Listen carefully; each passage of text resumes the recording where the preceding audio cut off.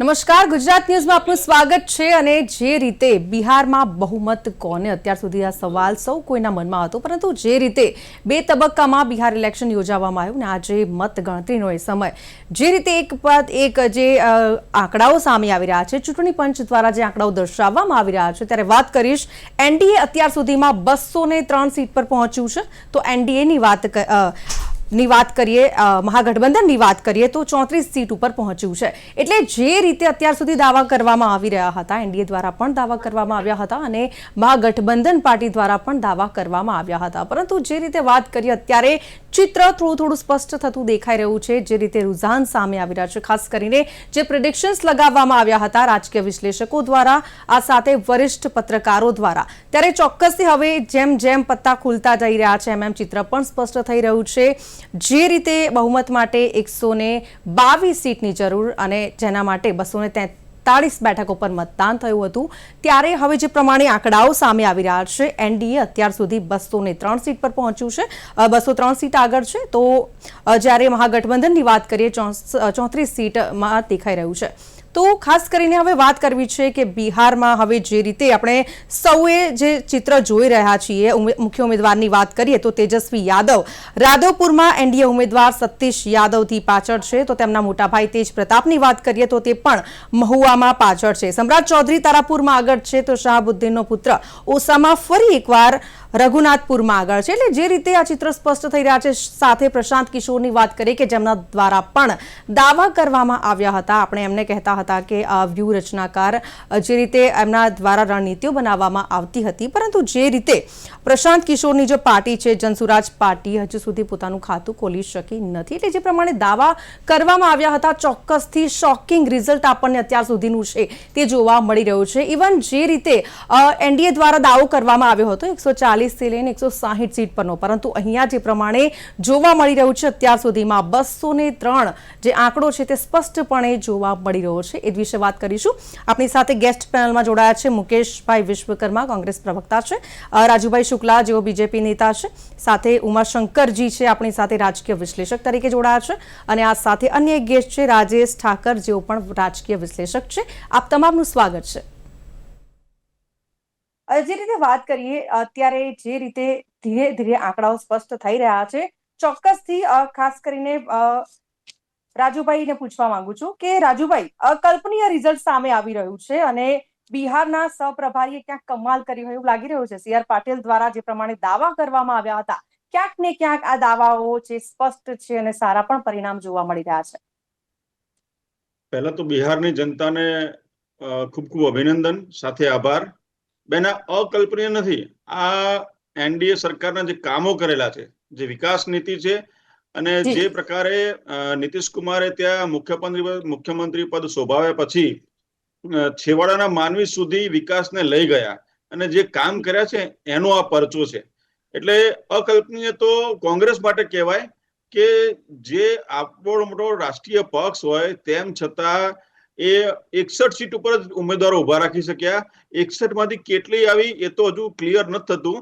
એમના મોટા મોટા ધુરંધરો હતા, એમની ડિપોઝિટ પણ ડૂલ થઈ ગઈ, અને તમે જુઓ કે એઆઈએમએમ કરતા પણ એમના ઉમેદવારો પાછળ ચાલી રહ્યા છે। એટલે આ એક સેટબેક છે કોંગ્રેસ માટે। એમને પોતે મનોમંથન કરવું જોઈએ કે ક્યાં સુધી પોતાની વિચારધારા પરિવારવાદમાંથી બહાર આવશે નહીં, ત્યાં સુધી આ સ્થિતિ થવાની છે। અમે લોકો પણ જ્યારે વિકાસની વાત કરવાની હોય છે ત્યારે પરિવારવાદ ભૂલી જતા અમે કોંગ્રેસને કહીએ છીએ કે તમે પરિવારવાદથી બહાર નીકળો, તેમ છતાં પણ પરિવારવાદના કારણે રાહુલ ગાંધીને ત્યાં મોટા કરો, રાહુલ ગાંધીનો ચહેરો બતાવો। અરે ભાઈ, એમનો તો હારવાનો રેકોર્ડ છે। વર્લ્ડમાં જો રેકોર્ડ નેતા હોય હારવા માટેના તો એ રાહુલ ગાંધીજી છે, પરંતુ કોંગ્રેસ હજુ સુધી સુધરતી નથી, અને મોટો રાષ્ટ્રીય પક્ષ હોવા છતાં પણ ત્યાં આગળ પ્રાદેશિક પક્ષ જોડે ગઠબંધન કરી અને પોતાના સુપડા જોડે એને સાફ કરાવ્યો છે। અને વિકાસનું રાજકારણ છે, વિકાસની જીત છે, નરેન્દ્રભાઈની જીત છે, નીતિશ કુમારની જીત છે, અમિતભાઈ શાહની જીત છે। જી, જે રીતે દાવા કરવામાં આવ્યા હતા, ખાસ કરીને એનડીએ દ્વારા પણ એટલી એક્સપેક્ટેશન દર્શાવવામાં નહોતી આવી। તમે જુઓ કે જે રીતે વાત કરવામાં આવી હતી કે 140 થી લઈને 160 સીટ સુધી મેળવીશું, પરંતુ અહીંયા જે પ્રમાણે રિઝલ્ટ સામે આવી રહ્યા છે 203 સીટ, ખરેખર એક્સપેક્ટેશન્સ બહારનું આ રિઝલ્ટ જોવા મળી રહ્યું છે। બેન, 200 ને મને પૂછ્યું છે ને? જી રાજુભાઈ, આપને 203 સીટ આવી એ બિહારની જનતાનો અવાજ છે.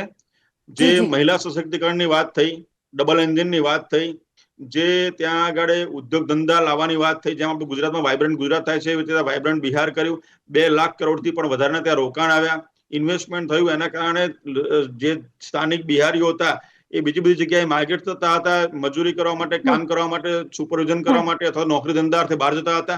એના બદલે તેઓ બિહારમાં પોતે પોતાના વતનમાં વસ્યા અને ત્યાં આગળ એમને પણ કામ ચાલુ કર્યું, રોજગારી મળવા મળી, શાંતિ મળી, દારૂબંધીનો અમલ થયો, જેના કારણે મહિલાઓ પણ ખુશ થઈ. નરેન્દ્રભાઈના પ્રયત્નોના કારણે જે મુસ્લિમ મહિલાઓ હતી એમના પણ વોટ એમને મળ્યા, કારણ કે ટ્રિપલ તલાક જેવો કાયદો એમણે નાબૂદ કર્યો. અને એ ટ્રિપલ તલાકનો કાયદો નાબૂદ કર્યો મુસ્લિમમાંથી, ટ્રિપલ તલાકનો કાયદો અમલમાં લાવ્યા મુસ્લિમ મહિલાઓ માટે, કે જેથી કરીને 3 વાર બોલ્યા પછી એમનું જીવન નરકાગાર બની જવું હતું, એમાંથી પણ બહાર કાઢ્યા. એટલે તમે સમજો કે મહિલા સશક્તિકરણના જે કંઈ પરિણામ આવી રહ્યા છે એ મહિલાઓનો વિશેષ ફાળો છે આની અંદર. બિલકુલ થી રાજુભાઈ, જે રીતે આપણે મુદ્દા ગણાવ્યા ને, ઘણા બધા મુદ્દા, બેરોજગારી હોય, પલાયનવાદ હોય, શિક્ષણની સુવિધા, આરોગ્યની સુવિધા, ઇન્ફ્રાસ્ટ્રક્ચરની આપ વાત કરી રહ્યા છો, ઔદ્યોગિક વિકાસની આપ વાત કરી રહ્યા છો, ઓલ ઓવર બધી વાત કરી રહ્યા છો. પરંતુ જે રીતે આટલા બધા મુદ્દાઓ છે, તો બિહારમાં નીતિશ કુમાર ફરીથી સત્તામાં, આ ચમત્કાર કઈ રીતે થઈ રહ્યો છે? બેન, ચમત્કાર તમે જે મારા જોડે કહેવડાવવા માંગો છો, એ ચમત્કાર બિહારની જનતાનો છે. આ કોઈ રાજકીય પક્ષ પોતાને આટલા જ્યારે બહુમતી મળી હોય ત્યારે આનંદમાં જ હોય, પરંતુ આ બિહારની જનતાનો વિશેષ આનંદ છે ને. એમને ખોબલે ને ખોબલે વોટ આપ્યા છે. આ નરેન્દ્રભાઈની જીત છે, નીતિશ કુમારની જીત છે, એનડીએની જીત છે. આની અંદર બધા કાર્યકર્તાઓ માંડી, બધા નેતાઓ માંડી અને આમ પ્રજા, બધા લોકો એક સાથે લાગી ગયા હતા અને એક સાથે લાગ્યા. અને એનું કારણ છે કે એમણે જે કામ કર્યું હતું એ બિહારની જનતા સુધી ઘરે ઘરે પહોંચાડ્યું, અને પહોંચાડવાના કારણે આ પરિણામ આવ્યું છે. જી ઓકે, બિલકુલ થી મુકેશભાઈ, જે રીતે આપણે જોઈ રહીએ છીએ મહાગઠબંધનને 34 સીટથી આગળ છે, પરંતુ જે રીતે વાત કરીએ તો જે રીતે પ્રચાર કરવામાં આવ્યો છે, ખાસ કરીને જેનઝી છે તેમનો તે મત છે તે તેજસ્વી યાદવ એમની તરફ ઝુકાવ જોવા મળી રહ્યો હતો. પરંતુ જે રીતે આપણે કહીએ ને કે ક્યાંક લાગી રહ્યું હતું કે સીધી કાંટાની ટક્કર છે, પરંતુ જે રીતે અહીંયા જોવા મળી રહ્યું છે, જે રીતે પરિણામો સામે આવી રહ્યા છે, ધીમે ધીમે સ્પષ્ટ થઈ રહ્યું છે ક્યાંક મહાગઠબંધનનું પત્તું છે જે નબળું પડી રહ્યું છે. આપને નથી લાગી રહ્યું? 100% સાચી વાત છે તમારી. તમને લાગી રહ્યું નહીં, અમને 100% લાગે છે કે જે રીતની મહાગઠબંધનના દરેક નેતાઓની મહેનત, એમાં ખાસ કરીને રાહુલજી, પ્રિયંકાજી અને કોંગ્રેસનું શીર્ષ નેતૃત્વ જેને કહેવાય, અહીંયા ગુજરાતમાંથી પણ ગયા હતા, બધાએ ખૂબ મહેનત કરી, છતાં પણ રિઝલ્ટ આ છે. અને અફસોસ એ વાતનો થાય છે કે જ્યારે રેલી કે સભા હતી ત્યારે હજારો લાખોની સંખ્યામાં લોકો આવતા. વોટ ચોરીના મુદ્દા ઉપર લોકોનો આક્રોશ પણ એટલો દેખાતો. અને જે રીતે બિહારથી આ ભાઈ હમણાં વાત કરતા હતા એનડીએની, હવે પણ આજની 20 વર્ષથી સરકાર હોવા છતાં આજે પણ ભારત દેશના લગભગ 7 રાજ્યમાં બિહારી જનતા જે છે એ બધે આજીવિકા માટે હજી પણ જઈ રહી છે. એમાં ગુજરાત આવી ગયું, દિલ્હી, રાજસ્થાન, પંજાબ, બરાબર, મહારાષ્ટ્ર બધા આવી ગયા. તો મારું એવું કેવું છે કે અત્યારે જે રિઝલ્ટ આવ્યું, તો અત્યારે પબ્લિક તો બહાર જ હતી જે આજીવિકા માટે જાય છે, બરાબર. એટલે 20 વર્ષમાં એ લોકોએ આજીવિકાના સાધન જે ઉભા કરવા જે નથી કર્યા, એ વાત અમે બિહારની જનતાને કરી હતી. હવે જનતાએ ના સ્વીકારી એ જુદી વાત છે. બીજી વાત એવી છે, જે રીતે મહિલાઓની વાત છે, એમણે સશક્તિકરણની વાત કહે છે, પણ સશક્તિકરણ છેલ્લા 15-16 વર્ષથી ક્યાં ગયું હતું? આ છેલ્લે 2025ની ચૂંટણીના ઓક્ટોબર મહિનામાં જ સશક્તિકરણ યાદ આવ્યું અને 10,000 રૂપિયા બધી બહેનોને આપવામાં આવ્યા. મને ખબર નથી પડતી કે મહિલાને જો મદદની વાત હોય તો એ કાયમી આપવું જોઈએ ને. પહેલા 15 વર્ષ સુધી યાદ ના આવ્યું, આજે યાદ આવ્યું. એટલે એક પ્રકારની તેજસ્વી યાદવ પણ કહેવાય ને કે જે રીતે કહેવાય ને કે લુભાવની લાલચ આપી હતી, જેમ કે ઘરે ઘરે જે રીતે સરકારી નોકરીની વાત કરવામાં આવી હતી, એ પણ તો એક ફેક્ટર છે ને. મારી વાત પૂરી થવા દો તમે. જે એ તેજસ્વી યાદવ ઉપર હું જ લાવી આપીશ, ચિંતા ના કરો. મારું એવું કેવું છે, આપણે અન્ય પ્રશ્નો પણ છે જે આપણે ઘણા બધા, આપણી સાથે બિહારથી ઉમાશંકરજી પણ જોડાયા છે, તેમની સાથે પણ વાત કરવી છે. જી, તમે એમની સાથે કરો. નહીં, બિલકુલ નહીં મુકેશજી, આપ વાત કન્ટિન્યુ કરો, પણ થોડું ટૂંકમાં જણાવશો. અરે ટૂંકમાં એટલે મારું કહેવાનું જે છે, જે રિઝલ્ટ આવ્યું છે એને રિલેટેડ પ્રશ્નનો હું જવાબ આપી રહ્યો તમને કે મહિલાઓને આ ઓક્ટોબર મહિનામાં જ્યારે મતદાન વખતે લાખ રૂપે 10,000 રૂપિયા આપ્યા છે. તમે સમજો. બાકી જો કેવી આપવાના વાતો હોય તો કરે છે? આટલા વર્ષ બોલો, આ જો હવે પેલા ભાઈને એમણે કેવું જાહેરાત પેલા કરી ભાઈને હતી, ઘર કેવું ઘર બન્યું નોકરી જો હવે આપીશું, તમે શું એમને હતું તો રોકો. પછી? હવે જી, તમે જી, એમને જી. રોકો પેલા ભાઈને રાજુભાઈ આવું દોડવા છું, આપની પાસે આવું છું, એમને જવાબ આપી દો. હા. હવે બીજી વાત કરું છું. આવા તો જી, ઘણા જી, મુદ્દા છે continue. કે જે મત લેવા મોદી સાહેબે આખા દેશમાં ચૂંટણી જીતવાની ને મત લેવાની જ રાજનીતિ કરી છે. વિકાસની રાજનીતિને વિકાસ તો આટલા વર્ષથી સરકાર હોય તો શું ભજન ગાવા આવવાનું હોય? વિકાસ તો કરવાનો જ હોય ને, કોઈ પણ સરકાર હોય. એટલે જી. જે બિહારની જનતા છે, મહારાષ્ટ્રની, ગુજરાતની, રાજસ્થાનની જનતા નથી, એની મહિલાઓ નથી, ગુજરાતની મહિલા નથી દેખાતી. લોકલાડીલા પ્રધાનમંત્રી અમે જ કે મારા બૈરાને તો કઈ 10,000 ના આયા. બરાબર. એટલે તમે રાજસ્થાનમાં 500 રૂપિયા બાટલો આપો છો, ગુજરાતમાં તો જી, જી. કઈ ના આવ્યો. એટલે દરેક જગ્યાએ ગોળ ખોળની નીતિ, પોતાનું પ્રતિનિધિત્વ જમાઈ રાખવા માટે જે રીતે સરકારી પૈસાનો દુરુપયોગ મહિલાઓને સહાય કરવાની હતી તો પહેલા થઈ શકતી હતી. આજે કરવાની જરૂર નથી. હવે જીતી ગયા પછી કાયમી ચાલુ રાખે તો મારી બિહારની બહેનોને સારું. જી, રાજુભાઈ શું કહેવા માંગતા હતા? ના ના, આવું આવું તો કોંગ્રેસે જે વચનો આપ્યા હતા એ શું કરપ્શન કરાવ્યું હતું એવું એવું કહેવા માંગે છે? વચનો આપ્યા તો એ વચનો એમણે કયા સ્વરૂપે આપ્યા હતા? આવું બિહારની જનતાની મહિલાઓનું ફરીવાર સરકાર અપમાન થયું લાવવા કહેવાય. માટે વચન આ આપ્યા હતા અને અમારે બિહારની કરવાનું હતું. મહિલાઓનું અપમાન છે. અમારું કઈ બિહારની હતું નહીં મહિલાઓ ને અમારે લાલચુ નથી. ઉગાડવાનું હતું. તમારે ક્યાં? મુકેશલાલ, તમારે તો 20 વર્ષથી સરકાર હતી. શેના માટે આટલા સાંભળો બધા? મુકેશભાઈ, તમે જે લોચો માર્યો ને એની હું સ્પષ્ટતા કરું છું. ના, મેં કોઈ લોચો નથી માર્યો. તમારા બિહારની મહિલાઓ, કોઈ તમારા જ લોચા છે, સાંભળો અમારા સાંભળો કોઈ સાંભળો લોચા નથી. મુકેશભાઈ, સાંભળવાની કેપેસિટી ના રાખો ના, મારા ભાઈ, લોચા મોટા ભાઈ. તમારા છે, અમારા નથી. અરે પ્રભુ, તમે આ સાંભળો તો ખરા. પણ રિઝલ્ટમાં લોચા તમારા છે, અમારા નથી. જુઓ, એમના 2-3 ફિક્સ કાર્યક્રમ હોય છે. એવા હમણાં એક ઈવીએમ નો કાર્યક્રમ એમનો ચાલુ થશે. કારણ કે હાર તો ક્યાંક તો નાખવી પડશે, કારણ કે પોતાના પરિવાર ઉપર તો હાર લેવાય નહીં. એટલે એ ભાઈ કાલે તમારા એ હાર હમણાં બીજે ક્યાંક નાખવાની હશે. હવે ભાઈ અત્યારે એમણે હાર ગૃહમંત્રી ક્યાં છે ને, નાખી? કાલે બિહારની મહિલાઓ પર કેમેરા નાખી. ઢાંકીને મીટિંગ કરી રહ્યા છે, ખબર અત્યારે છે? હાલ એમણે હાર ક્યાં નાખી? બિહારની મહિલાઓને કેવું કહેવાય કે બિહારની મહિલાઓ લાલચુ છે એવું સાબિત કર્યું એમણે. આ કોંગ્રેસની તમે મનસા આટલા જુઓ. વર્ષ તમે કેમ ના આપી? આ આટલા કોંગ્રેસની વર્ષ કેમ ના મનસા આપ્યા જુઓ. પૈસા? બિહારની મહિલાઓ આટલા લાલચુ વર્ષ છે, પૈસા કેમ ના આપ્યા? ભ્રષ્ટાચારી છે, આટલા એવું વર્ષ એમણે તમે સાબિત પૈસા કર્યું. કેમ મહિલાઓને તો ના આ આપ્યા? મહિલાઓનું અપમાન કહેવાય મારી ભાઈ. વાતનો મોટા જવાબ આપો ભાઈ, ને. આ મહિલાઓ માટે આવું બોલાય મત જ લેવા નહીં. માટે પૈસા નાખ્યા બિહારની મા બેંકમાં. બહેનો માટે તમે આવી અરે વાત કરો છો? બહેનોને તમે આ તમારા પ્રલોભનો કોંગ્રેસના આપો છો, સંસ્કાર લાદે છે પ્રલોભનો ભાઈ. મત લેવા માટે. અરે ભાઈ, તમે પણ કેમ સાંભળો ને. ગુજરાતની બહેનો ક્યાં ગઈ? ગુજરાતની બહેનો, તમે જે આરોપ મૂક્યો, ગુજરાતની બહેનો ક્યાં આ ગઈ? આપણા ગુજરાતની બહેનો એન્કર પણ ક્યાં મહિલા ગઈ? છે ભાઈ. અરે આપણા એન્કર પણ ગુજરાતની મહિલા બહેનો છે. ક્યાં એમને ગઈ? પોતાનું સન્માન તો વાલું હોય ને ભાઈ. અરે ગુજરાતની તમે બહેનો તમારી ક્યાં ગઈ એમ પૂછું છું. કોંગ્રેસની તમે નીતિ બતાવી, એ ખોટી નીતિ છે ભાઈ. કોંગ્રેસની આવું ના વાત બોલાય. કરો તમે. તમે મહિલાઓની તમે વાત ચાલે છે. મહિલાઓને મહિલા ગુજરાતની ક્યાં ગઈ? ભાઈ, તમે હવે જે લોચો માર્યો છે એને તમે સુધારવા એ પ્રયત્ન કરો તમારા છો, લોચા છે, પણ આખું અમારે ગુજરાત કોઈ જોઈ લોચા લીધું. નથી. મુકેશભાઈ, અમે તમારા બિલકુલ લોચાને આખા તટસ્થ ગુજરાતે નથી, જોઈ અમારે લીધું. કોઈ આવું લોચા બોલાય જ નથી. નહીં. આ તમને કોઈ ફરક ના પડે, કારણ કે તમે તો આગે ક્યાં આગે ક્યાં પીછે એવું છે તમારે તો. રાજુભાઈ, હા, બરાબર. અમારે કોઈ ફરક ના પડે. ના, જી, એટલો તો રાજુભાઈ, જે એટલો તો રીતે ઘર વાત ભેગા થઈ ગયા જે બધા. રીતે વાત કરવામાં આવી છે 10 હજાર રૂપિયાની વાત છે, પરંતુ જે રીતે સરકારે જ જે પૈસા આપ્યા છે મહિલાઓને, અને કદાચ એ ફેક્ટર હોઈ શકે છે કે મહિલાઓ જે પ્રમાણે મતદાન કર્યું છે. આપણે જોઈએ છીએ કે બિહારમાં ઘણા બધા એવા મુદ્દાઓ છે. સાથે મહિલા સશક્તિકરણની વાત પણ આપ કરી રહ્યા છો, પરંતુ જે રીતે 10 હજાર રૂપિયા જે ખાતામાં આપવામાં આવ્યા છે તેને લઈને પણ ક્યાંક કહેવાય ને કે નીતિશ તરફ ઝુકાવ જોવા મળી રહ્યું છે. આપને લાગી રહ્યું છે એવું? બેન, દરેક સરકારની અમુક યોજનાઓ હોય છે. ક્યાંથી પૈસો આવશે અને ક્યાં જશે ને લોક કલ્યાણમાં પૈસા ક્યાં વપરાશે એનું એક આખો એજન્ડા હોય છે. પરંતુ જે રીતે આક્ષેપ થયો બિહારની મહિલાઓ પર, એ ખરેખર નિંદનીય છે. હું સખત શબ્દોમાં વખોડું છું અને એમને માફ કરું છું. બિહારની મહિલાઓને વિનંતી કરું છું કે આ કોંગ્રેસના પ્રવર્તકો દિમાગી ગુમાવી ચૂક્યા છે. એમને માફ કરે. એમને માફ કરે. બિહારની જનતા એમને માફ કરે. ના ના, માફ કરવાની વાત નહીં. તમે વિનંતી. ખોટી વાતો કરવા માટે ના આવતા. હું એવી ડિબેટમાં ટેવાયેલો છે સાંભળવા. તમે તો અત્યાર પછી સુધી કેમ ખોટું નથી બોલ્યા છો ને આપ્યા ભાઈ. પૈસા? તમે ખોટું બોલ્યા છો, તમે બોલો.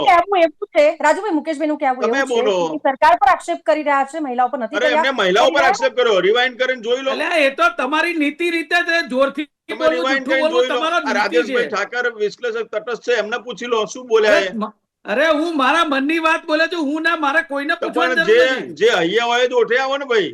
જે અરે અહીંયા હોય ભાઈ, બધે તમે આવે. તમારી સરકારે અરે અમે આટલા તો વર્ષ ક્યાં કેમ ના, ના અમે તો આપ્યા? કહીએ જ છીએ કે અમે વિકાસ કર્યો, મહિલાઓને સશક્તિકરણ કર્યું, અમે સાયકલ યોજના લાયા, બેન, સ્કોલરશીપ તમે એમને યોજના સવાલ લાયા, કરો ને, મારે અમે લોકો કેવું ના મોટા પડે. પ્રાવધાન કર્યા, અમે લોકો રોકાણ લઈ આવ્યા, અમે લોકો ઇન્વેસ્ટમેન્ટ કરાવડાયું, અમે લોકો રોજગારી આપી, અમે બધી જ વાત કરી, તમે એક્સેપ્ટ કર્યો. શું લાગી રહ્યું છે? એનડીએ એક્સપેક્ટ નતું કર્યું એ પ્રકારનું પરિણામ જોવા મળી રહ્યું છે, અને ખાસ કરીને જો વાત કરીએ એવા ઘણા બધા મુદ્દાઓ છે. આપણે કહીએ ને કે બિહારને બીમારું રાજ્ય તરીકે પણ જાણીએ છીએ, પરંતુ ક્યાંક અહીંયા નીતિશ કુમાર તરફ ઝુકાવ જોવા મળ્યો છે, અને બિહારની જનતાએ એનડીએ પર વિશ્વાસ મૂક્યો છે. કઈ રીતે જોઈ રહ્યા છો રાજેશભાઈ? ચૂંટણી જીતવા માટે 3-4 ફેક્ટર જે છે બહુ મહત્વપૂર્ણ હોય છે. એક તો જ્યાં ગઠબંધનની રાજનીતિ હોય ત્યાં ગઠબંધનના સાથી એ એકમેકને કેવી રીતે પૂરક થાય છે, ટ્રાન્સફર ઓફ વોટ એ કેવી રીતે એકબીજા પક્ષમાં જાય છે. કારણ કે સમજૂતીમાં કઈ સીટ કોની પાસે આવશે એ તો પક્ષના મોવડી મંડળ નક્કી કરતા હોય છે. પણ જેના પક્ષે એ સીટ આવી, દાખલા તરીકે જેડીયુ ના પક્ષે આવી કે ભારતીય જનતા પાર્ટીના પક્ષે આવી, તો એની નીચેનો જે કાર્યકર છે એ પક્ષાપક્ષીને ભૂલી અને સાગમટે કેવી રીતે એનો પ્રચાર કરે છે, એક ફેક્ટર ત્યાં આગળ કામ કરતું હોય છે. બીજી જે વાત છે કે કેવી રીતે ગઠજોડ બને છે, તો એનડીએ ના ગઠબંધનની અંદર આજે અત્યારે આપણે જોઈએ સરપ્રાઇઝિંગ ફેક્ટર જો સૌથી વધારે હોય તો એ ચિરાગ પાસવાનની પાર્ટી છે, જે ગઈ વખતે ગઠબંધનનો પાર્ટ નહોતી. એકમાત્ર ધારાસભ્ય જે છે એ એમના હતા, અને 29 સીટ એમને જયારે આપવામાં આવી ત્યારે આપણે પણ વિશ્લેષણમાં એવું વિચારતા હતા કે ભાઈ આને 29 સીટ આપી છે, એ 29 સીટમાંથી 3-4 સીટ પણ જો એ લઈ આવે તો બાકીની 22 સીટ જેડીયુ બીજેપીએ પોતાની પાસે રાખવી જોઈતી હતી, તો કદાચ વધારે ફાયદો થાત. આ રીતની ગણતરીઓ વિશ્લેષણમાં થતી હતી.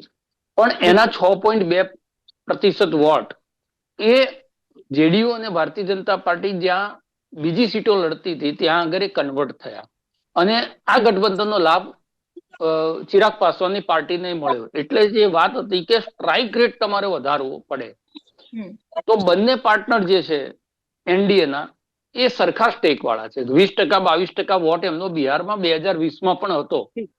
જ્યારે બીજું જે ગઠબંધન હતું એની અંદર આરજેડી ના ખભા ઉપર સૌથી વધારે જવાબદારી હતી. કોંગ્રેસ ગઈ વખતે પણ 19 સીટ ત્યાં આગળ જીતી શકી હતી. એટલે દાખલા તરીકે હું પહેલેથી એવું કહેતો કે દાખલા તરીકે આરજેડી એ 80+ સીટ લાવે છે, તોય પાછી જે પેલી 42 સીટો ઘટે છે એ 100 સીટ જેમને આપી છે પાર્ટીઓ લાવી શકે એ કેપેસિટીમાં બિહારમાં હતી નહીં. આજે તો આરજેડી જે છે એનો પોતાનો સ્ટ્રાઇક રેટ જે છે 30%ની આસપાસ આવ્યો છે, એટલે બાકીની જે 100 સીટ આપી હતી એનો સવાલ રહેતો નથી. પણ કાલ્પનિક રીતે પણ તમે વિચારો કે દાખલા તરીકે આરજેડીએ ગઈ વખતના રિઝલ્ટને સુધારીને 80 સીટ લઈ આવ્યા હોત, તો કોંગ્રેસ જ્યાં સુધી 30-35 સીટ ના લાવે ત્યાં સુધી સરકાર બનતી એ વખતે દેખાતી નહોતી. બીજી વસ્તુ એ છે કે મુદ્દાઓની જે વાત છે, તો મુદ્દા જનતાની અંદર બંને પક્ષમાંથી નાખ્યા, સભાઓ, રેલીઓ, રોડ શો, સોશિયલ મીડિયા બધાના માધ્યમથી જનતા કોના મુદ્દા સાથે કન્વિન્સ થાય છે સૌથી મોટો વિષય હોય છે. ત્યાં પલાયન એ સૌથી મોટો મુદ્દો ઉભો કર્યો હતો જનસુરાજ પાર્ટીએ. શિક્ષા અને રોજગારનો મુદ્દો જે છે એ પણ ત્યાં આગળ ચાલ્યો હતો. બિહારની અસ્મિતાનો મુદ્દો ચાલ્યો હતો કે બિહારને લેબર સ્ટેટ ગણી અને બિહારના લોકોની બુદ્ધિ અને શારીરિક ક્ષમતા છે એનો ઉપયોગ જે છે એ મજૂરી કરવા માટે બીજા સ્ટેટની અંદર થાય છે, બિહારમાં એનો ઉપયોગ થતો નથી. અને તમને આશ્ચર્ય થશે 56% ત્યાંના જે વોટ છે ટોટલ વોટના એ 18 થી 35 વર્ષના લોકો છે. અને મહાગઠબંધનની અપેક્ષા એ હતી કે આ જે જેનઝી કહીએ છીએ એના ખાસ બિહારની બાજુમાં એના નેપાળમાં જે ઘટનાઓ ઘટી હતી એના પછી આ વોટ ચોરી અને આ બંને મુદ્દાઓ લઈ અને જેનઝી જે છે એ અમારી સાથે રહેશે એક એમની સ્ટ્રેટેજી હતી, જે નિષ્ફળ થઈ છે. બીજી બાજુ એનડીએ જે લાલુ પ્રસાદ યાદવનું 2005 સુધીનું 15 વર્ષનું શાસન હતું, જે આજની યુવા પેઢીએ જોયું નહોતું, એને વારંવાર રિમાઇન્ડર કરાયું કે 15 વર્ષના શાસન અમારાથી આ જે જંગલ રાજ હતું એનું નેટવર્ક તોડી અને અમે ધીરે ધીરે બિહારને સારી સ્થિતિમાં લઈ જઈ રહ્યા છે. આ જે ગતિરોધ છે એ જો ફરી મહાગઠબંધન આવશે તો પાછું પેલું જંગલ રાજ આવશે અને ખંડણી અને અપહરણ જે છે એ મુખ્ય ઉદ્યોગ બની જશે. આ એક વાત જે છે એ ત્યાં આગળ મૂકી અને એના કારણે પણ કેટલો બધો વોટ જે છે એ એનડીએ તરફ જતો દેખાયો. ત્રીજી વસ્તુ એ છે કે ચૂંટણીના પ્રચારમાં નેગેટિવ મુદ્દાઓ એને લોકો સ્વીકારતા નથી. આ ફરી એક વખત સાબિત થયું છે. તમે વોટ ચોરી મુદ્દો બરોબર, પણ વોટ ચોરીનો તમારો મુદ્દો છે પ્રશાસનિક મુદ્દો છે. તમારી ને ઇલેક્શન કમિશનની વચ્ચેની એ વાત છે. એ તમે બેટલ લડવું હોય તો લડો, એની સાથે વાંધો નહીં, પણ પ્રજાને શું આપો છો? પ્રજાને સૌથી મહત્વ એ હોય છે કે મને શું મળે છે. તો અહીંયાથી જે વાત કરીએ 10,000 રૂપિયા એ ત્યાં આગળ આપવામાં આવ્યા. હવે એને તમે સરકારી યોજનાના ભાગ રીતે કાં તો સરકારી તિજોરીની અંદરથી અપાયેલા પૈસા એને લાંચ ના કહી શકાય. જો એને લાંચ કહેવી હોય તો પછી જે ચૂંટણી ઢંઢેરાની અંદર કોંગ્રેસ પણ જે તે જગ્યાએ 3,000 રૂપિયા બેરોજગારોને આપીશું, 5,000 રૂપિયા પોસ્ટ ગ્રેજ્યુએટને આપીએ. પણ ગુજરાતમાં પણ એ એજન્ડા એમનો હતો કે પોસ્ટ ગ્રેજ્યુએટને અમે આટલા પૈસા આપીશું, આના આપીશું. એટલે એને લાંચ કહેવી એટલે લાંચ આપવો લેવો બંને ગુનો છે. એટલે જો એમ કહેવા માંગતા હોય કે ભાજપે ગુનો કર્યો છે તો એ જેટલી 1 કરોડ મહિલાઓ છે એ બધી એ લાંચ લેવાની અંદર અપરાધી છે એવું એનો અર્થ નીકળે. એટલે શબ્દ કદાચ એમનાથી ખોટો વપરાઈ ગયો છે, પણ કહેવાનો મતલબ એ છે કે એ માત્ર 10,000 રૂપિયા આપી દો એટલે લોકો 5 વર્ષ તમારું ભવિષ્ય તમને આપી દેવું નથી હોતું. 2020માં જે દારૂબંધી કરી અને એના કારણે સામાજિક સુધારો થયો બિહારની અંદર, એની પણ વ્યાપક અસર જે છે એ જમીન ઉપર હતી. ત્રીજી વસ્તુ એ થયું કે બિહાર વર્સિસ ગુજરાત કરવાની કોશિશ બહુ થઈ ત્યાં આગળ, કે ભાઈ ગુજરાતીઓ આવી અને બિહાર ઉપર કબજો જમાવવા માંગે છે. ગુજરાતમાં જે છે બધો વિકાસ થાય છે અને તમારા ત્યાં જે છે એ એમનો લેબર તરીકે ઉપયોગ ગુજરાતની અંદર કરવાનો છે. આ જે એક પ્રયત્ન થયો, એ પ્રયત્નના કારણે પણ સ્ટેટ વર્સિસ સ્ટેટ કરવાની કોશિશ થઈ, અને પણ એવું લાગે છે કે મતદાનની અંદર નકારી કાઢવા. સવાલ એ છે કે એક તરફ જે છે 80% થી વધારે સ્ટેટ હોય ને બીજી તરફ માત્ર 30%. એમાં કોંગ્રેસની સ્થિતિ તો એવી છે જેટલી સીટ લડી છે એના 3% ઉમેદવારો જે છે એ જીતે એ પરિસ્થિતિમાં ત્યાં આગળ નથી.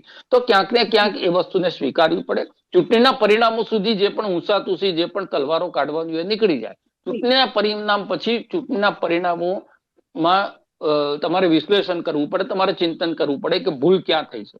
લોકસભાની ચૂંટણીમાં ભારતીય જનતા પાર્ટીને જે સેટબેક લાગ્યો કે જે એને બહુમતીથી દૂર રહ્યા, એના પછીના જે સ્ટેટ છે એની અંદર તમે જોશો તો ભારતીય જનતા પાર્ટી વસ્તુને, અને બિહારનું આ પરિણામ એ ગુજરાતના પરિણામની લગોલગ છે. જે 156 સીટ ગુજરાતમાં આવી હતી અને એની અંદર CR પાટીલને ત્યાં આગળ સહપ્રભારી તરીકે મૂકવામાં આવ્યા. અમિત શાહ, નરેન્દ્ર મોદી બેનું નેતૃત્વ, સંગઠને કામ કર્યું. મુસ્લિમ વિસ્તારોમાં સૌથી આશ્ચર્યજનક વસ્તુ એ છે કે મુસ્લિમ વિસ્તારોની અંદર પણ ભારતીય જનતા પાર્ટી અત્યારે લીડ લઈ રહી છે.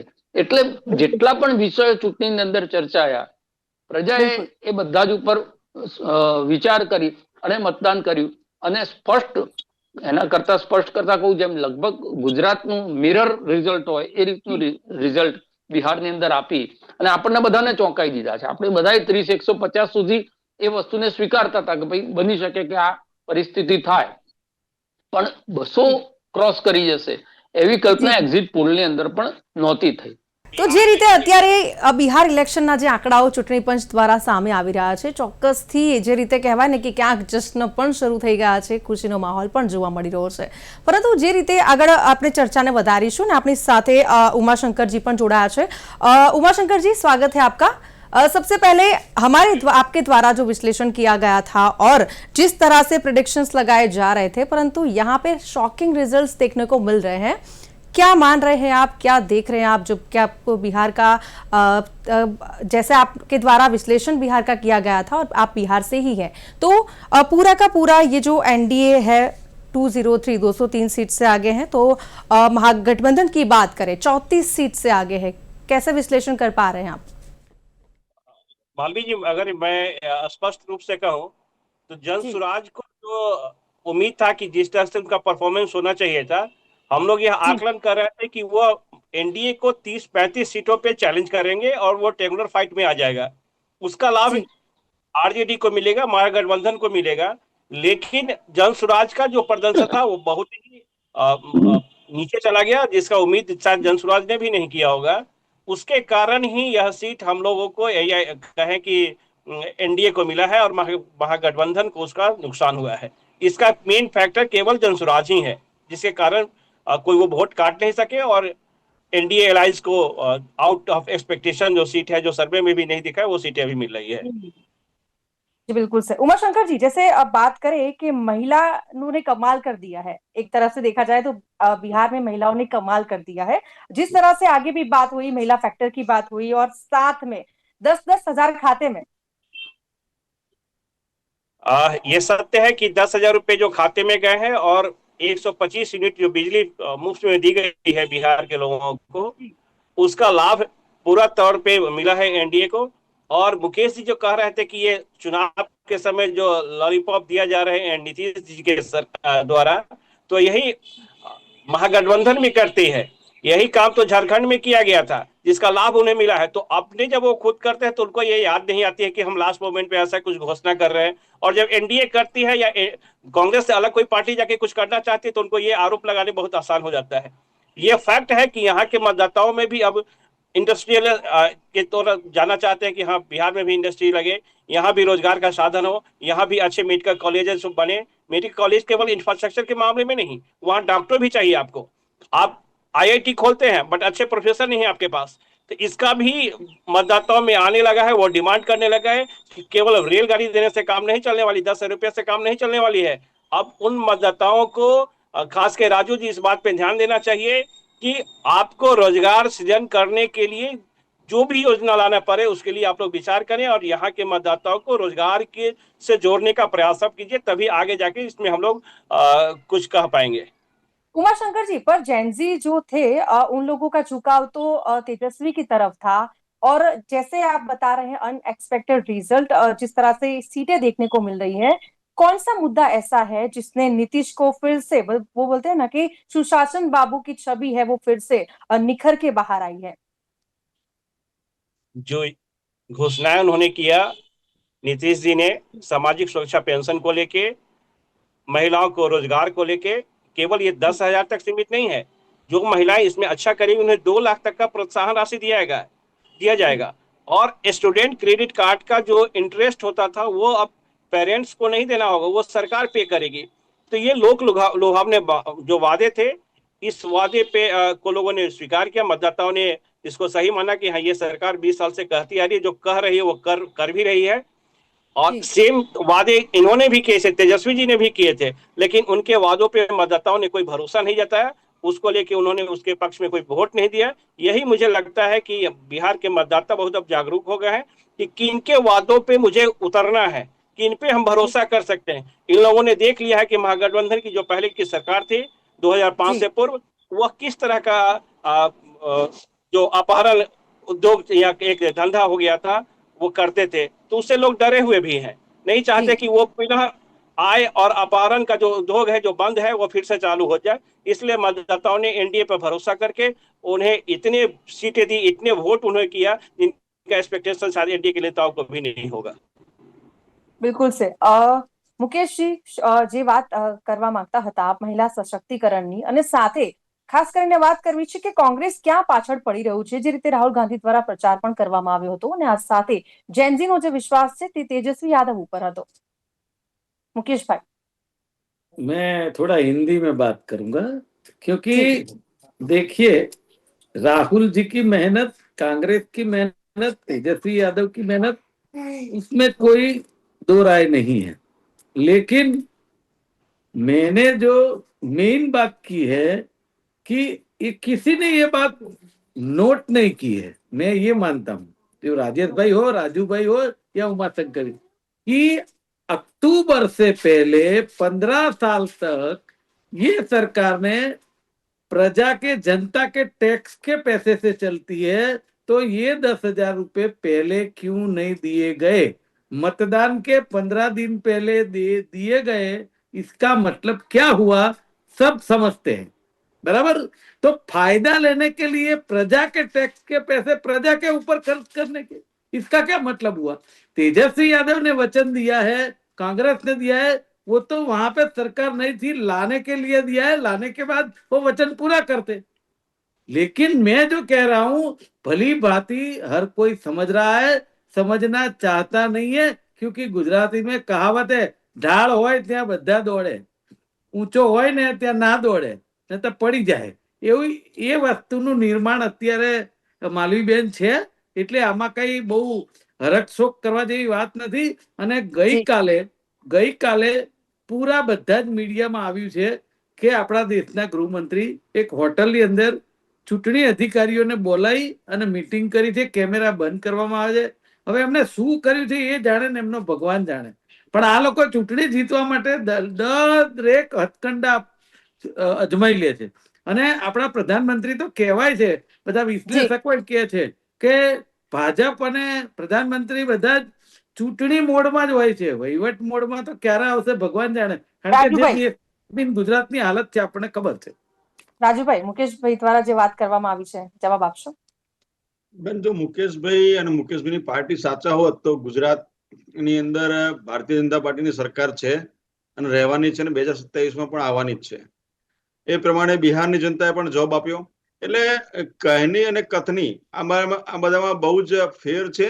નરેન્દ્રભાઈના આવ્યા પછી જે પ્રકારે 10 વર્ષની અંદર એનડીએના શાસનમાં જે રાજુભાઈ, મુકેશભાઈનું કહેવું એવું પણ છે કે ચૂંટણી સમયે શા માટે કહેવાય ને કે આ સ્કીમ આપવામાં આવે છે? મેનિફેસ્ટોની અંદર દરેક આ જ્યારથી આપણી ચૂંટણી પ્રથા ચાલુ થઈ ત્યારથી મેનિફેસ્ટો જાહેર થતા હોય છે. મેનિફેસ્ટોની અંદર અલગ અલગ યોજનાઓ હંમેશા સરકારો આપતી હોય છે, અને એ પ્રકારે કોંગ્રેસે આપી છે, જનતા દળે આપી છે. એમણે તો કેવું વચન આપ્યું હતું કે અમે ઘર દીઠ સરકારી નોકરી આપીશું. હવે તમે ભણેલા ગણેલા છો, તમને ખ્યાલ આવે કે આ પોસિબલ ખરું?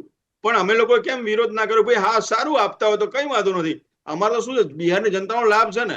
પણ એમને જે રીતે ઊંધું લઈને વાત કરી એવું ના કરવું જોઈએ, કારણ કે એ હાર નથી પચાવી શકતા. કોંગ્રેસ હવે ક્યાંય રહી નથી, છેક એન્ડ ઉપર આવી ગઈ છે. એના કારણે થઈને આ એમનું ફ્રસ્ટ્રેશન છે. મુકેશભાઈ વિદ્વાન છે, પરંતુ એમનું ફ્રસ્ટ્રેશન છે એટલે આ બધી વાત કરે છે.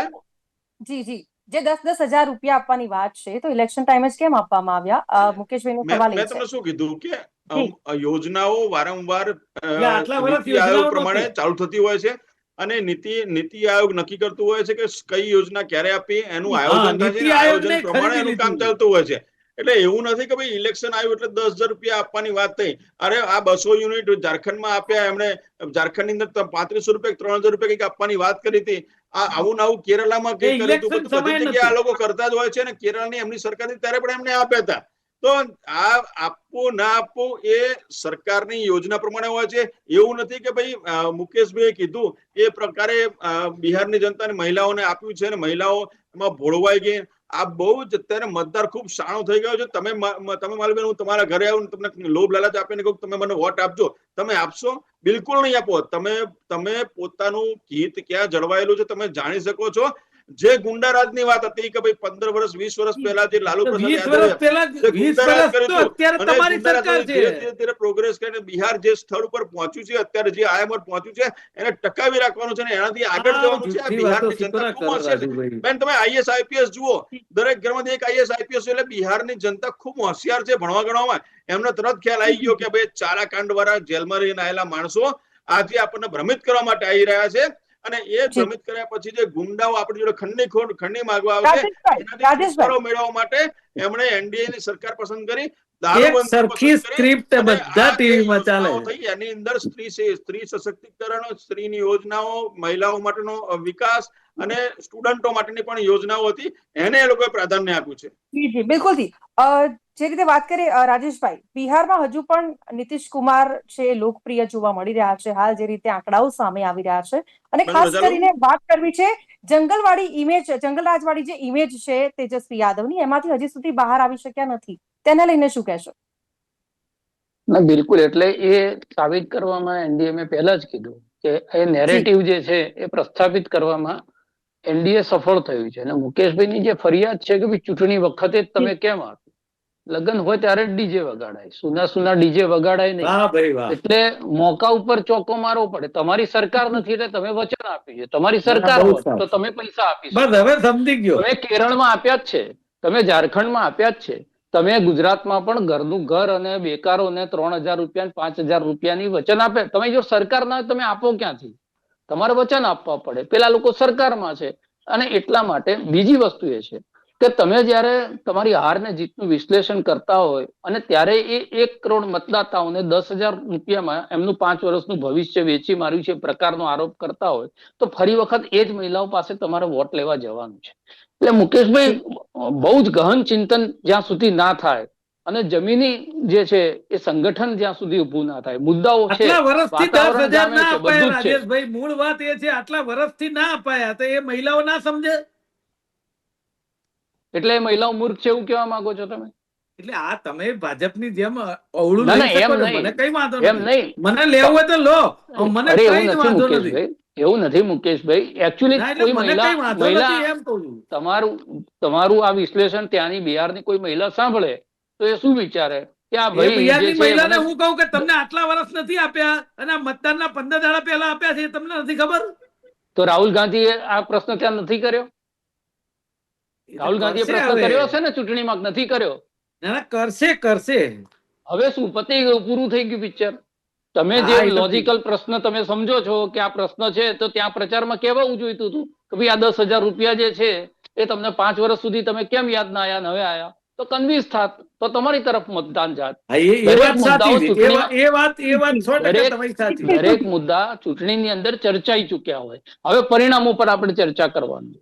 જેટલા પણ મુદ્દાઓ જે છે ચર્ચાઈ ગયા, હવે પરિણામ ઉપર ચર્ચા કરવાની. પરિણામ જે છે નથી મળ્યું એનું મૂળ કારણ એ છે. બીજી વસ્તુ કે જે નીતિશ કુમારને ભારતીય જનતા પાર્ટી આ વખત મુખ્યમંત્રી નહીં બનવા દે, આ પ્રકારનો જે પ્રચાર કરવામાં આવ્યો એમાં નીતિશ કુમાર તરફ સિમ્પથી વોટ જે છે ડાયવર્ટ થયો. જે જેડીયુ નું પ્રદર્શન અત્યારે તમને સારું જોવા મળે છે એનું કારણ એ છે કે નીતિશ કુમાર નબળા પડશે અને બહુ જ ઓછી સીટો આવશે તો આ વખત ભારતીય જનતા પાર્ટી એમના મુખ્યમંત્રી બનાવી દેશે. આ પ્રકારની એક જે નેરેટિવ ઉભો કરવાનો વિપક્ષ તરફથી પ્રયત્ન કર્યો એના કારણે લાંબંદ થઈ ગયા નીતિશ કુમારના સમર્થકો જેડીયુ તરફ. બીજી વસ્તુ એ થઈ કે જે દલિત વોટ છે, કે જે પાસવાન વોટ છે, જે કુશવા વોટ છે, એને જે રીતે ગઠબંધનની અંદર સીટોની ફાળવણી કરવામાં આવી, તમે જુઓ કે ડાબેરીઓ એ હમણાં સુધીનું જે પરિણામ હતું એમાં કોંગ્રેસના વોટશેરની લગે લગ એ વોટશેર મળતા હતા. છેલ્લે મેં જોયું ત્યાં સુધી 8% આસપાસ કોંગ્રેસનો ત્યાં આગળ વોટશેર હતો. આટલી મોટી નેશનલ પાર્ટી હોય, 62 સીટ તમે ત્યાં આગળ લડો છો, એ 62 સીટમાંથી તમે 50% માર્જિન પર ના લઈ શકતા હોય 15 કે 20 વર્ષ સુધીમાં. આપણે એવું માની જ લઈએ કે નીતિશ કુમારે જે છે ત્યાં આગળ બધું બંટાધાર કર્યો છે, ત્યાં કશું જ કામ નથી થયું, તો 15-20 વર્ષની અંદર લોકો એટલા કન્વિન્સ કેમ નથી થતા? જે ગુજરાતની અંદર પણ આપણે કહીએ ગુજરાતમાં સમસ્યાઓ નથી એવું તો છે જ નહીં, એન્ટી ઇન્કમ્બન્સી નથી એવું છે નહીં, અત્યારે જે સૌરાષ્ટ્રની અંદર ચાલી રહ્યું છે એ આપણે જોઈ રહ્યા છે. પણ તે છતાં વિપક્ષ ઉપરનો જે ભરોસો જનતાનો તૂટ્યો છે કે ભાઈ આ એક તો સત્તામાં આવી શકશે કે કેમ, આવશે તો ટકશે કે કેમ, કારણ કે બિહારની રાજનીતિમાં એ પણ છે કે કોણ ક્યારે કોની સાથે જોડાઈ જાય. बिल्कुल राजेश भाई, जितने उमाशंकर जी आपसे क्वेश्चन करना चाहूंगी। मैं एक रिप्लाई मुकेश जी को देना चाह रहा हूँ। मुकेश जी मुकेश जी का यह कहना है कि लोक लुभाव ने वादे लास्ट मोमेंट में अक्टूबर में आके, अगस्त जुलाई में आके इन्होंने क्यों किया? आपकी भी सरकार रही है बिहार में भी, आपके सरकार में होता क्या था कि अगर 10,000 देने को है तो मतदाताओं, जनता है उनके खाते में जाता था 1,000 9,000 रुपए कहाँ चले जाते थे इसका भरोसा नहीं होता था। यह विश्वास नरेंद्र मोदी की सरकार ने और नीतीश कुमार की सरकार ने बिहार के मतदाताओं में बनाया है कि 10,000 रुपए कहेंगे तो 10,000 रुपए डायरेक्ट उनके खाता में जाएगा। इसलिए तेजस्वी जी ने जो भी वादे किए उन वादों पे बिहार के मतदाता गए नहीं। लोक लुभाव ने वादे हर एक करते हैं। आप भी अपने सरकार में जब तक रही है 2005 से पहले आप लोगों ने ऐसा किया है। नीतीश जी ने आते ही महिलाओं को, लड़कियों को, छात्राओं को साइकिल देने का पहले काम किया, बाद में फिर छात्रों को भी देने का काम किया। ऐसा नहीं कि पहली बार कर रहे हैं। जब भी यहाँ के लोगों को उनको लगता है कि हाँ मुझे किस तरह का फैसिलिटी देना चाहिए वो फैसिलिटी देते हैं और वो डायरेक्ट उसका लाभ मिलता है लोगों को, तो इसलिए उन पर विश्वास किया। दूसरी बात रही कि हाँ राहुल जी ने, प्रियंका जी ने और तेजस्वी जी ने और अन्य आपके जो सहयोगी दल हैं उन्होंने मेहनत तो किया लेकिन उनका कोई डायरेक्शन नहीं था किस तरफ मेहनत हमें करना चाहिए, यहाँ की जनता को क्या पसंद है उससे मतलब आप लोगों को नहीं है। आप लोग लेके आते हैं संविधान बचाओ यात्रा, संविधान को खतरे में रखने वाले संविधान बचाने की बात कर रही है, और अभी लेके आए थे SIR के खिलाफ। क्या गलत हुआ है भाई? हमारे घर में, मैं बिहार से हूँ, मेरा घर दिल्ली में भी है, दिल्ली में भी पहले मेरा वोटर आईडी कार्ड हुआ करता था। जब एसआईआर शुरू हुआ तो मैंने दिल्ली से अपना नाम कटवा के बिहार में रखा हूँ। स्वाभाविक है कि ऐसे नाम जो कई जगह होते थे, आपके नेताओं का भी है, खुद तेजस्वी यादव का है, दोनों जगह। तो वो जब वोटर आईडी कार्ड में जब इलेक्शन कमीशन बदलाव लाती है, उससे भी आपको प्रॉब्लम होती है। तो जनता से जुड़े जो मुद्दे हैं उसको तो आप उठाते नहीं हैं। आप ऐसे मुद्दे लेके आते हैं जो आपको पसंद है। तो आपके पसंद के अकॉर्डिंग बिहार के मतदाता थोड़े ही चलने वाले हैं। बोलिए मालवीय जी, आप क्या कर रहे थे? जी उमा शंकर जी, जैसे बिहार में सीआर पाटिल की मेहनत रंग लाई है, कहीं ना कहीं आपको ये लग रहा है? क्योंकि देखिए 2020 में जेडीयू ने 43 बैठक उनको मिली थी, तो हाल 73 बैठक पर जैसे जेडीयू को फायदा हुआ है, तो जबरदस्त जो ये स्ट्राइक रेट देखने को मिल रहा है, तो क्या लग रहा है आपको कि सीआर पाटिल की जो मेहनत है, जो कि बिहार के सह प्रभारी है, उनकी मेहनत रंग लाई है? आपको कहीं ना कहीं ये लग रहा है? मालवीय जी, मैं उन्हें बहुत नजदीकी से जानता हूँ। पन्ना जी प्रमुख का जो स्कीम लाया गया उन्हीं के द्वारा लाया गया। भाजपा हमेशा तैयारी करते रहती है चुनाव का। चुनाव चाहे जब भी हो, 1 साल बाद भी चुनाव हो, 2 महीने बाद भी चुनाव, हमेशा तैयार मिलेगी। क्योंकि भाजपा में इस तरह का परंपरा है, भाजपा चुनाव को सीरियसली लेते हैं। वहीं खास के कांग्रेस चुनाव के समय विदेश घूमने चले जाते हैं भाई। उनका तो प्लानिंग ही नहीं होता है। और आरोप लगाएं कि चुनाव आयोग पे, और आरोप लगाएं कि लोक लुभावने वादे के कारण नीतीश कुमार को मतदाताओं ने वोट दिया। आप अपने आप में सुधार लाइए। सीआर पाटिल जी का योजना काम आया, लेकिन मैं एक नोट अभी आप दोनों को देना जरूर चाहूंगा, राजेश जी और मुकेश जी को, कि यहाँ के मतदाता भी जो वर्तमान विधायक है उससे खुश नहीं। जो भी स्थानीय विधायक उससे नाराज ही रहते हैं। लेकिन उनके एंगेस्ट में जो कैंडिडेट आते हैं वो जानते हैं कि उनका इतिहास किस ढंग का रहा है। पहली बार तो आ नहीं रहे हैं। उनका 20 वर्ष का इतिहास, इतना काला इतिहास है। कहता है कि चलो बच्चा, इससे अच्छा वो काम करे ना करे, भाजपा का प्रत्याशी, एनडीए का प्रत्याशी, नीतीश का उम्मीदवार, एमएलए, लेकिन अब वोट एनडीए को देंगे। उनको डर है कि फिर अगर महागठबंधन की सरकार चुन के आती है तो वही स्थिति होगा जो आज से 20 साल पहले थी। सीआर पाटिल जी का जो काम करने का ढंग है, या भाजपा का जो चुनाव का तैयारी सालों भर चलता रहता है, उसका भी एक योगदान है इसमें, इसे नकारा नहीं जा सकता। लेकिन पूरी तरह से यह चुनाव में महागठबंधन का जो हार हुआ है, एनडीए का जो वोट मिला है, उसमें जन स्वराज का एकदम प्रदर्शन नीचे चला जाना, और 10,000 रुपये जो महिलाओं को दिया गया, जी 125 यूनिट जो बिजली बिल दी गई, इसका असर, और सीआर पाटिल जी का जो चुनावी रणनीति बनाने का कौशल है, उसका तो श्रेय मिलना ही चाहिए। अच्छा, साथ में जी उमा साथ शंकर जी, में साथ में चिराग पासवान जो लोक यस यस जनशक्ति पार्टी है, उसके बारे में भी बात कीजिएगा, क्योंकि देखिए जी जी जी, चिराग पासवान का भी स्ट्राइक रेट जो है बढ़ता हुआ। जी जी जी मैं कह रहा हूँ, चिराग पासवान जी को लेके आज से 2 दिन पहले तक यह चल रहा था कि उन्हें सबसे टफ सीट दिया गया है। 29 सीट जो लड़ रहे हैं उसमें से 20 पे सिटिंग अभी आरजेडी के विधायक है, तो उनसे उम्मीद बहुत कम थी। लेकिन जब लहर जब चलती है तो वो यह नहीं सकता है कि वो चिराग का सीट है या सॉरी किसका है। वो नेतृत्व को स्वीकार करता है। वो नरेंद्र मोदी जी के वादों पे विश्वास करता है। वो नीतीश जी के दिए हुए जो आगे का विजन है उस पर विश्वास करके दिया है, और इसका लाभ मिला है चिराग जी को। और यह पहली बार हुआ है बिहार में जब चिराग पासवान जी, नीतीश कुमार जी, मोदी जी, मतलब भाजपा का जो 5 गठबंधन वो एक साथ चुनाव मैदान में है, इसलिए उसका लाभ पूरे गठबंधन को मिला है, उसमें से चिराग जी को भी मिला। जी जी बिल्कुल। મુકેશભાઈ, જે રીતે વાત કરીએ મહાગઠબંધનને ક્યાંક ને ક્યાંક ફટકો પડ્યો છે, જે રીતે આપણે જોઈએ કે શરૂઆતમાં લાગતું હતું કે કહેવાય ને કે તેજસ્વી યાદવ તરફ ઝુકાવ જે જેન્ઝીનો છે તે જોવા મળી રહ્યો હતો, ને સાથે જો વાત કરીએ તો અકલ્પનીય રિઝલ્ટ છે એનડીએ ને મળ્યું છે, કઈ રીતે જોઈ રહ્યા છો?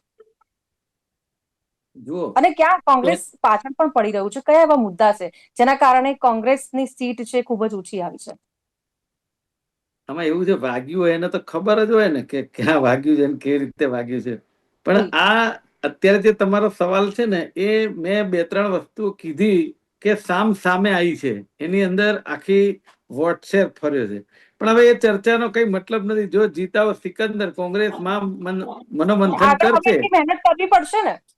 આ મહેનત તો બધા કરે જ ને. એક વસ્તુ મેં કહ્યું પહેલા, કોઈ પણ રાજકીય પાર્ટી સત્તામાં આવવા માટે ને જીતવા માટે જ ચૂંટણી લડે છે. આ કઈ ફેશન થોડી છે કે ચૂંટણી લડીને ઘરે જતા રહે, એવું નથી હોતું. હા, કોઈને લાગે એનો વિષય છે, પોતાનું વિશ્લેષણ છે કે ભાઈ આ ચૂંટણી સમય આવે છે. અત્યારે જે એક સમય એવો પણ હતો કે જ્યારે કોંગ્રેસની 550 માંથી 2 જ સીટ ભાજપની હતી, કોંગ્રેસની હતી, બીજા સાથી પક્ષોની હતી. એટલે આ બધું પરંપરા છે, ચાલ્યું આવશે.